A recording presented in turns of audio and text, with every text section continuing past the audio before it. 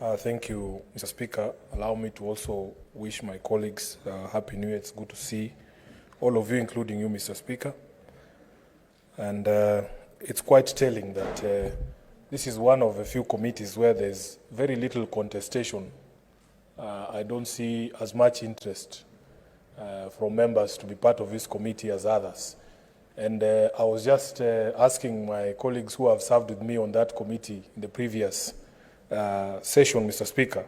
It could be because this is one of those committees in this House that does not have the usual trappings and perks of other committees. There are no trips for the Senate Business Committee.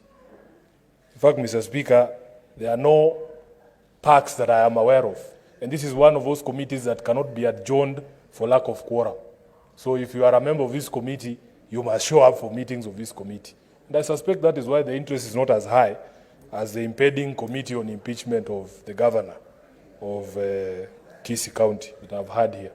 Mr. Speaker, it has been the privilege of my life, my short life in this House, to serve on the SBC. I know just what awaits us in terms of scheduling business for this House. We have struggled with the many requests we got from members when it came to instances, for instance, on question time to cabinet secretaries. And I know now that the minority side also fully participates on this issue of questioning cabinet secretaries before this House. There's going to be an overwhelming number of requests for questions to put to cabinet secretaries. I can only hope that this House, through its leadership, can communicate to the CSS that we would expect full, cooperation from these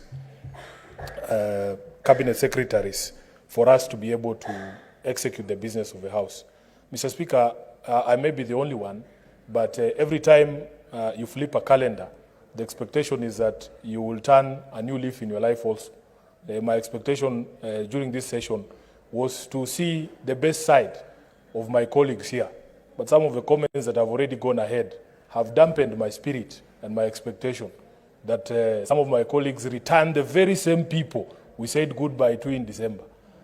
In the sort of debate that we're going to have here, Mr. Speaker, I was hoping to see a change, that we are new people, that we would give opportunity to new ideas and new thoughts, that we will listen to each other better, that we will not use this opportunity to rile up each other.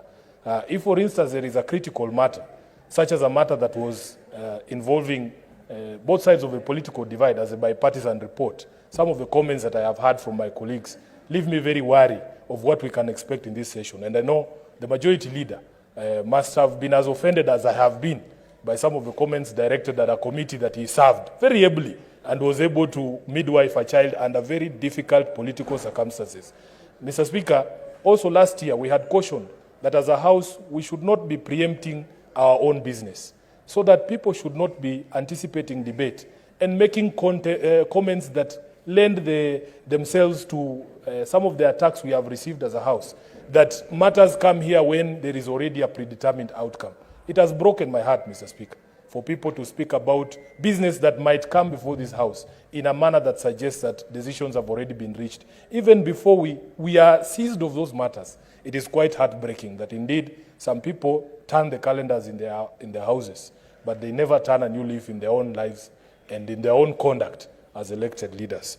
Mr. Speaker, I want to reiterate my commitment as a member of this, proposed member of this committee, that in fact, if approved by this House, I will dedicate my time as required to be able to conduct the business of the SBC and some of the things that, because the proposed members have not gotten to speak, ordinarily we shouldn't speak, is that, Mr. Speaker, we make other sacrifices to be members of the Senate Business Committee.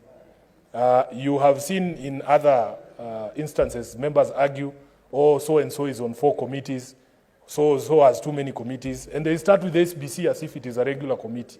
So then you hear people saying, no, Sifuna must now leave the Energy Committee, he must now concentrate fully on the SBC, with all its,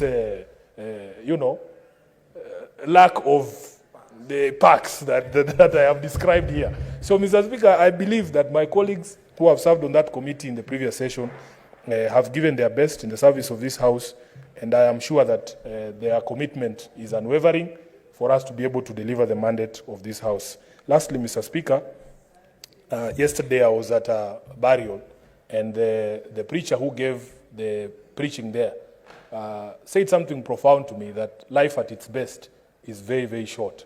Mr. Speaker, I could not believe when I heard the news about Kelvin Kiptum that just when his career was taking off, just when he was becoming a global brand, just when everything looked up for him, we lost that young man in the most tragic of circumstances. I want to also take this opportunity on my own behalf of my family, on behalf of the ODM party, for which I am the SG, to condole with the family of Kelvin Kiptum, and to just say that we pray that God rests his soul in eternal peace. I thank you, Mr. Speaker. Senator Mundegi. Asante, Bwana Spika.